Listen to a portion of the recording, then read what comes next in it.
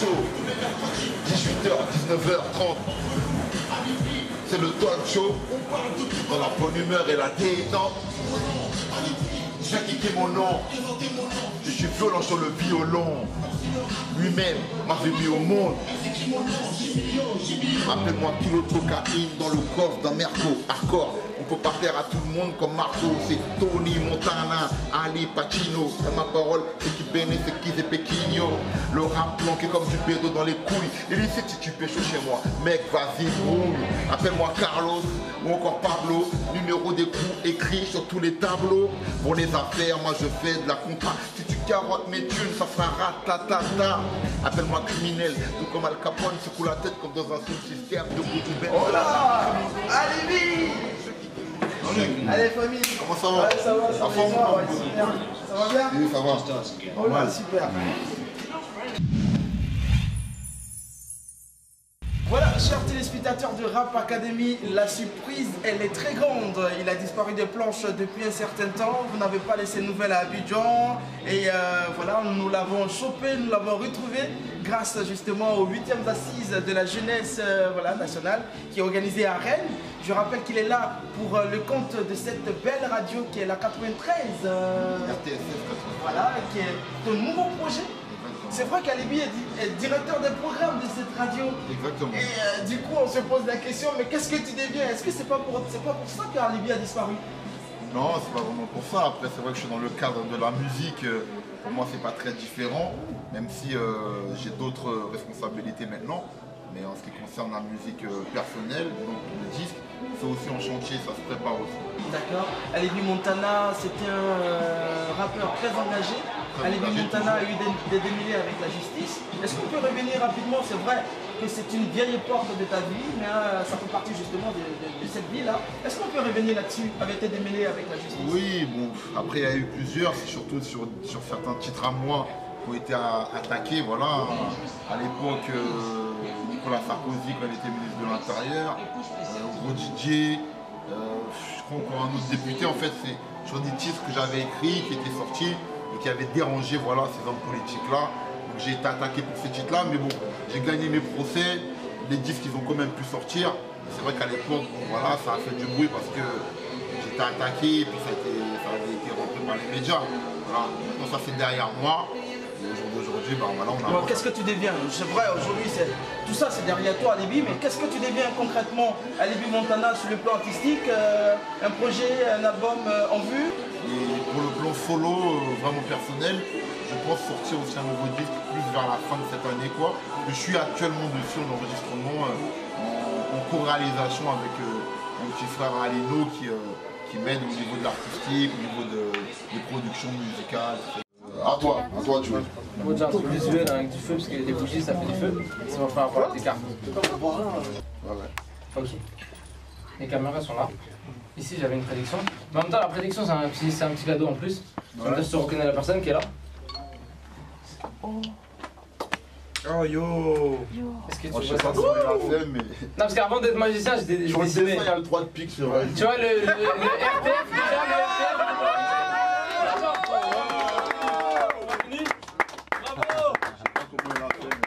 25 mai, mon birthday. Les gars, mes gros sont montés, les gars. Alibi Montana est dans la boîte, les gars. Ça va ou quoi? Ça va la famille? T'as l'oseille, j'ai la coco. T'as l'oseille, j'ai la coco. Au quartier, il y a des kilos. T'as l'oseille, j'ai la coco. Tout le monde. T'as l'oseille, j'ai la coco. D'accord, Alibi aussi dans l'humanitaire. Alibi, c'est beaucoup d'actions que tu mènes en faveur justement des plus démunis. Alibi, tout récemment, il y a peut-être de cela quelques années, a réuni pratiquement tous les rappeurs pour Haïti. Et c'est un projet qui t'était à cœur. Oui, étant haïtien d'origine, donc c'est normal. J'ai participé à d'ailleurs plusieurs projets concernant Haïti. Ce titre, comme tu viens de dire, ce clip avec énormément de... Il n'y avait pas que des rappeurs, il y avait beaucoup d'artistes dedans. Et aussi des concerts. Et Et suite à ça même, j'ai été, je suis toujours parrain de l'association Cœur d'Haïti, association pour laquelle on fait des concerts justement parce que après eux ils achètent du matériel médical, scolaire et d'autres choses encore en faveur des défavorisés en Haïti. Donc je continue toujours à faire des actions avec cette association. D'accord. Olivier, on va rentrer dans un autre domaine de cette interview que tu nous accordes avec ta permission. Merci beaucoup. Alors, la violence dans le hip-hop, c'était un sujet que nous avons traité à Rap Academy depuis pratiquement un mois. Pour toi, cette violence, elle est née d'où? Elle vient d'où, si je peux m'exprimer ainsi? Elle vient d'où cette violence? Parce que on a parlé justement de l'affront qu'il y a eu entre Booba et La Fouine. Il y a eu aussi Booba avec Rof. Et la violence, à chaque fois dans le rap, la violence, c'est né de quoi? Non, c'est pas une histoire de violence dans le hip-hop, parce que le hip-hop à la base, c'est quoi les caractéristiques du hip-hop? C'est paix, amour et unité. Voilà, ça c'est les caractéristiques du hip-hop. Ouais, c'est vrai que tu nous apprends quelque chose. Hein. Voilà, après, la violence, ce sont les individualités, ce sont des personnalités. C'est pas le hip-hop en lui-même. C'est-à-dire qu'il y a les rappeurs que tu as cités, voilà, ils ont des différends entre eux, ils le manifestent soit dans la musique, soit directement, oralement eux-mêmes, et ça crée une violence qui est entre eux. En fait, ce sont des histoires de personnes. Depuis 99 j'ai présenté de son fils parole Clément sanglanté. Le son gâté, l'autre son cloqué. Cette paternité, je suis bien son padré. Satan à la barre, j'auras du choix et choisir mon farage.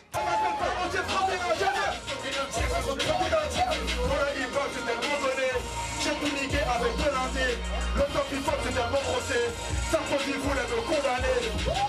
Je laisse parler les langues de pute. Je laisse parler les fils de pute. Mais quand on constate effectivement dans tes tests à toi, beaucoup de pics par rapport aux autres confrères rappeurs, beaucoup je sais pas, d'éléments que tu ramènes à l'intérieur de ton rap, est-ce que c'est pas aussi favoriser cette violence-là? Non, je ne crois pas. Pour ma part, moi, violence dans la manière de dire les choses, moi je l'ai toujours été, je le suis toujours, parce que j'ai une manière brutale de dire les choses, parce que je veux être bien compris. Tu vois, je veux pas, si quelqu'un c'est un connard, je vais dire oui c'est un connard dans ma musique. Je vais pas prendre des gants, voilà, mais toujours pour dénoncer les choses en disant la vérité. Donc moi j'ai toujours été comme ça dans tous mes disques. C'est pour ça que j'ai eu des problèmes, comme on l'a dit tout à l'heure. C'est pour ça que j'ai été attaqué, voilà, par des hommes politiques, etc. Mais c'est pas une histoire de violence, de hip-hop qui est violent. C'est une question que moi je suis un artiste engagé et ma manière de dire les choses, c'est direct. Ça ne plaît pas souvent à certaines personnes. Ouais. Et ça ne plaît pas, voilà, à beaucoup de gens même. Donc après moi j'ai toujours assumé les différentes attaques que j'ai eues.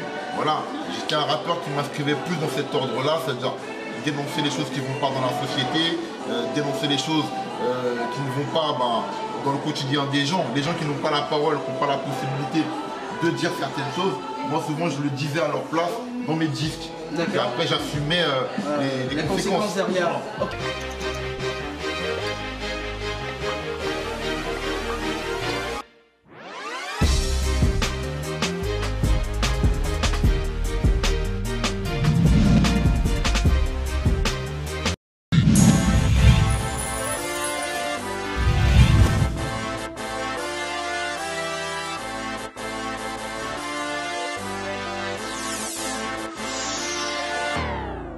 Mon parcours est modeste, tes critiques j'accepte, mais le bilan est lourd, je fais l'échec, tu fais échec. Maudit soit l'œil qui illumine toutes vos sectes. Mon ravi Ali voit le tien, dont AI vos sectes. Ton style n'accroche personne, ton feeling est lépreux. À force de blaser ton cerveau, c'est la savane herbeuse.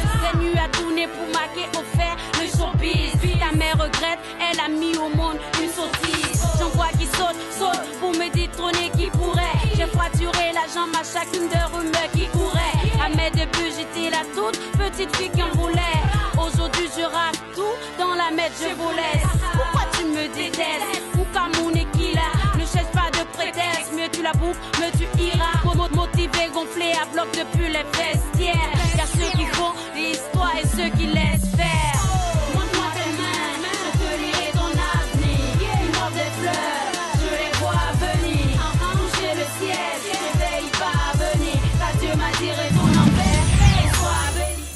Netflix, j'ai les points de série. Mind sur Tour Eiffel, Peter Parker, point de vue qu'il évite, toujours vénéré comme Ray derrière un mic. En vrai, t'es le DVD, devant, derrière, Mickey RW, ta carrière décédée. Si ton rap avait une âme, j'aimerais pour faire la collecte. Tel un prince au sang mêlé, appelle-moi Mephisto, Phyllis. C'est décidé, j'ai plein sur Louis Beach. Faut pas faire timide dans ma team, pas de Big Mitch. Goût prononcé pour les couleurs tropicales aux grosses miches. Auréolé de préférence, zéro son compteur, pas de risque. Et toutes ces rappeuses font la manche en attendant que je change de disque. Demande à Facemaker si le saphir est disponible. Sécrétion de dopamine, je ferai fortune, tu pars en lubie. Les Judas font les momies légendaires, demande à Nubie sur Nubie. La musique car on rêve tous de la monnaie. Brasser billets, liasses, faire sauter la banque. Fermer les yeux sur la galère et toute vision que tu connais. Tel un cinéaste, je veux refaire le monde, yeah. Attends la fin du film, peu importe le cas, ça, mes soleils et mes lunes, mes épreuves ou les tâches, yeah. Attends la fin du film, je sais que c'est pas mon heure, yeah. Tu prendras pas ma place, ni pour négro, ni pour cash, yeah. Oui, pardonner, ce n'est pas signe de faiblesse. Apache, que des cabanes, tout le front, allez, on les premiers qui tiennent la con.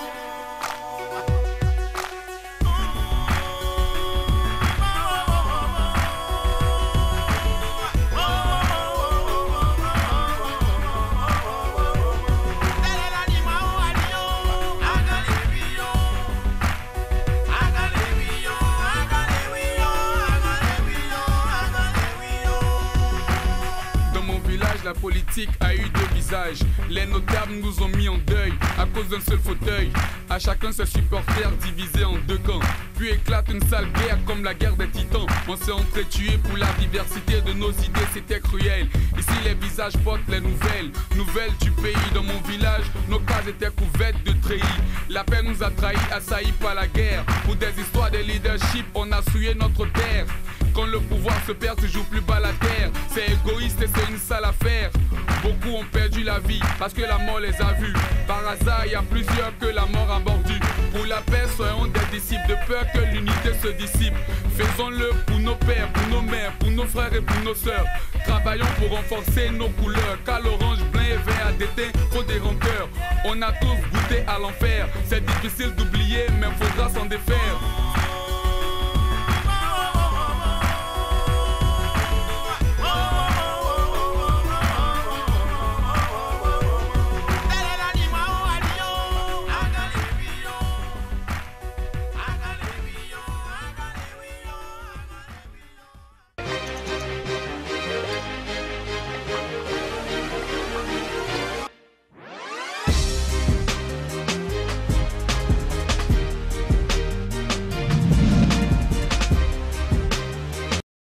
Alibi est directeur d'une chaîne, directeur des programmes d'une chaîne de radio. Un projet qui est né comment? Parce que c'est la grosse surprise. Alibi, directeur d'un programme d'une chaîne de radio, qui anime une chaîne de radio, qui anime une émission sur cette chaîne. Oui, et qui reçoit pratiquement beaucoup d'artistes, rappeurs, beaucoup de jeux. Alors c'est né d'où? C'est venu comment en fait? Alors comment c'est venu, c'est parce que le directeur de la radio, Jamel Gessoum, avait déjà l'habitude de venir me voir en concert. Il avait déjà aussi l'habitude de voir ma manière de faire, c'est-à-dire les discussions que j'avais avec les jeunes, avec les gens, même un peu avant le concert, voire des fois même dans certaines villes où j'ai pu discuter dans des maisons de quartier avant les concerts. Donc, je suis déjà venu ici à Rennes, à Nantes, Bordeaux, Lyon, Toulouse, dans plein de villes où j'ai fait ce genre de choses. Quand il y a eu l'idée de la radio qui s'est mise en place, que Jamel justement était directeur de cette radio, il m'a dit j'aimerais que tu sois mon directeur des programmes, c'est-à-dire la communication que j'ai l'habitude de te voir faire, soit dans tes concerts ou soit avant tes concerts, j'aimerais que tu la mettes en place sur cette radio. Il m'a dit je te confie les rênes de la programmation. C'est comme ça que ça s'est fait. D'accord. Ok, alors on va aller chercher justement monsieur le directeur de cette radio. On sera très curieux, vous et moi, de comprendre un peu l'historique de la rencontre entre Jamel et Alibi Montana. Allez, on part chercher le directeur.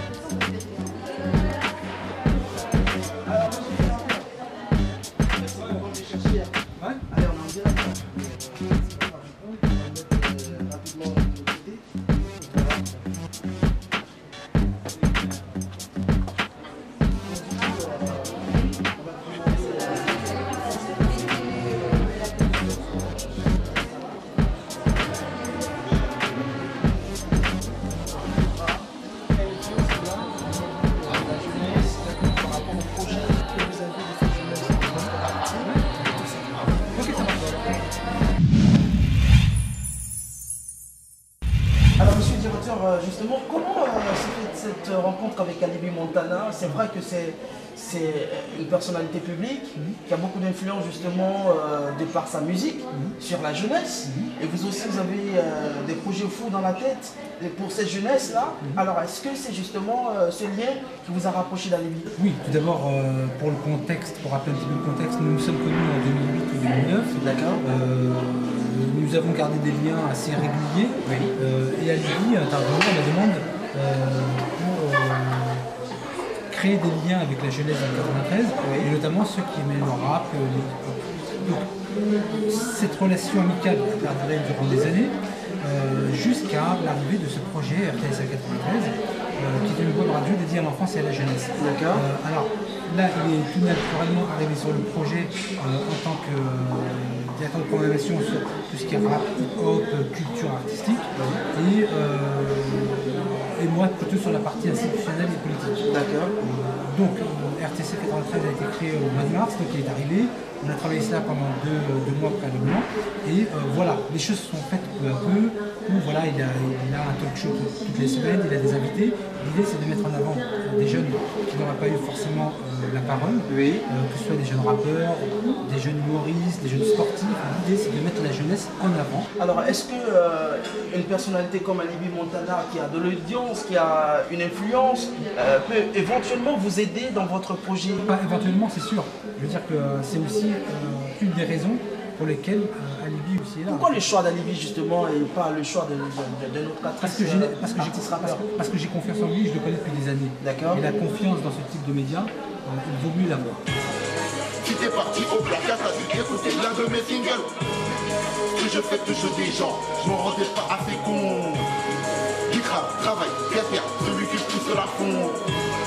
Il faut qu'à lâcher, parce que attaquer, on se connaît nous. Laisse-les faire du cri, tous ces fils de pute, ils vont faire walou.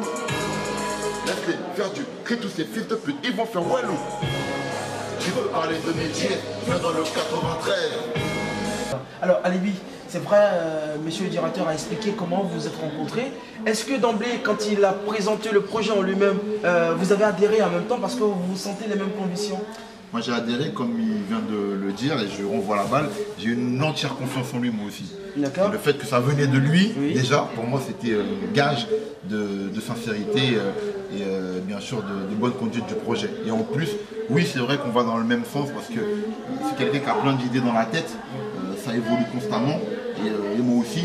D'ailleurs, pas plus tard que sur la route de Rennes, on est encore en train de parler de nouveaux projets qu'on a, toujours pour aller plus loin, toujours dans ce cadre-là, aussi bien de la radio que d'autres choses. Et je pense que par rapport à ça, on forme un tandem et c'est pour ça que ça fonctionne. D'accord. Vous avez parlé tout à l'heure de volet politique, vous vous en occupez et tout ça. Est-ce que justement, c'est démêlé avec le monde politique n'est pas un frein justement à votre vision des choses? Parce qu'on sait que Alibi Montana, c'est un artiste en même temps connu, mais en même temps un artiste très controversé, vu sa position et ses différentes positions dans l'univers politique. Est-ce que ça n'a pas joué négativement dans ce projet? Nous sommes tous controversés. Les politiques sont controversés. Moi, je suis controversé. Alibi l'est. Donc nous sommes tous dans le même bateau. Alors maintenant, c'est à double tranchant le fait d'inviter des politiques. Parce que j'invite des politiques de l'extrême droite à l'extrême gauche. Okay. Donc on a ces échanges. Ça peut nous servir comme nous desservir. Maintenant, l'axe principal, c'est la citoyenneté et de dire ce que l'on pense avec tous les risques qu'il y a derrière. Voilà, c'est pas un média policé qui va brosser dans le sens du poil. D'ailleurs, dans le débat, nous avons une partie qui s'appelle Façon 9.3 où pendant 10 minutes on pose des questions, c'est oui et non, et c'est du cash et du direct. Les personnalités politiques qui ont accepté de venir dans le plateau ont accepté cette prise de risque. Nous aussi, nous prenons le risque, mais si on ne prend pas de risque, on ne fait rien. Maintenant, moi, je ne suis pas dans la chose trop policée, trop bien cadrée, Alibi non plus. Voilà, donc c'est... Donc ça veut dire que vous acceptez aussi les dérapages aussi? C'est sûr. Ouais, ok. Pour rajouter à ce que tu disais tout à l'heure, on s'adresse vraiment à la jeunesse, mais aussi par-dessus de la jeunesse, c'est-à-dire il y a aussi des parents qui écoutent, des fois qui envoient des messages, qu'on aborde tel sujet, il y en a qui donnent leur avis, et ça ne concerne pas que le hip-hop, même si je viens du hip-hop, je suis un représentant du hip-hop, mais je reçois aussi des sportifs, comme l'a dit Jamel, des humoristes, des gens qui font du rock, de la variété. Qui ont de l'influence et qui peuvent apporter quelque chose à cette jeunesse. Exactement, et on est là, on débat, on essaie de faire avancer les choses. Des fois on n'est pas d'accord, comme l'a dit Jamel tout à l'heure, dans son émission politique, on reçoit des gens de tous bords. Oui. Tout à l'heure, tu as demandé est-ce que c'était pas un problème le fait que j'ai été attaqué par des politiques sur une certaine période, sur certains titres. Ça ne m'a pas empêché avec Jamel de débattre avec des politiques de droite. Okay. J'avais été attaqué par la droite. Donc voilà, nous on ne se met pas de limite.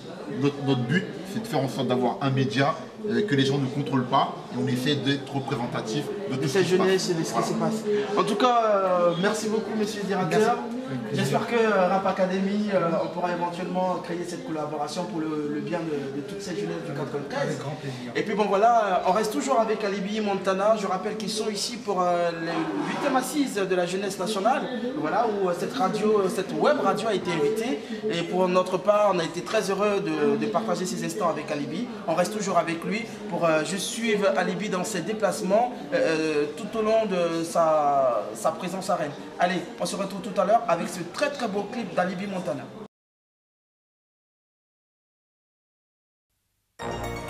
Ils sont tous à la ramasse. Une vidéo sur un site porno suffit pour faire jacter et manipuler la masse.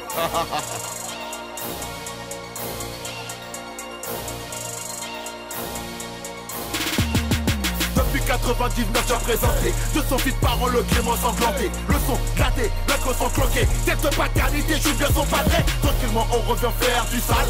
À bout portant on les cas à la chale. J'ai stoppé, arrêtons d'allaiter. Les cartons que t'es efficace à serrer. Non je n'ai jamais rappé pour le trône. Rappé pour le trône, rappé pour le trône. Plutôt pour ceux en galère dans la zone. Galère dans la zone, galère dans la zone. Ceux qui ne parlent que derrière je les baise. Je les baise, je les baise. Ne m'appelle pas en jet, 31 jazz. 31 jazz, 31 jazz. Pour le hip-hop j'ai tellement donné. J'ai tout niqué avec de l'indé. Le temps il faut que j'ai tellement brossé. Sarkozy voulait me condamner. Ouh, je laisse parler les langues de pute. Je laisse parler les fils de pute. Car les vrais me connaissent, me connaissent, me connaissent, me connaissent, me connaissent. Je fais qu'à la trou du cul de ces tabacs. Pas beaucoup d'hommes dans ce game pour de l'ansa. Je fais qu'à la trou du cul de ces tabacs. Ils sont tous à la ramasse.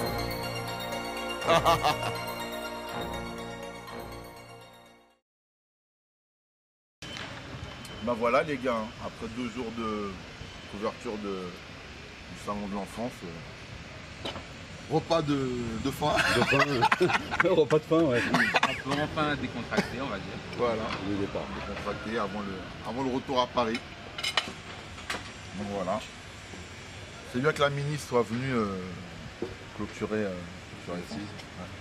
Voilà, c'est un rappeur qui a créé son jeu vidéo. Moi je suis un rappeur, maintenant je suis directeur de programmation d'une radio, RTSF 93. Donc ça fait partie aussi des avancées, de nouvelles casquettes. Ouais. Donc avoir sa ligne de vêtements, c'est aussi une autre casquette. Et voilà, tout ça pour te dire que oui, il y a un moment où les rappeurs prennent d'autres casquettes. Et c'est très bien. Qui vont devenir des nightclubs, enfin j'espère vraiment que... Mais est-ce que cela ne vous éloigne pas justement de votre but artistique? Parce que là, Alibi aujourd'hui qui a plusieurs casquettes, finalement on n'arrive pas à te retrouver. Alibi dans la chanson, Alibi dans la radio, Alibi dans l'humanitaire, Alibi dans le vestimentaire, finalement on ne comprend plus. Non, je crois pas que c'est un souci parce que si tu t'achètes un disque d'Alibi, c'est pour écouter le disque. Ou si tu viens me voir en concert, c'est pour venir voir le concert. Et ça n'a rien à voir avec le fait que je sois dans mon bureau pour être directeur des programmes ou recevoir des gens pour parler de leur disque à eux ou des publicités qu'ils veulent prendre sur la radio ou des choses comme ça.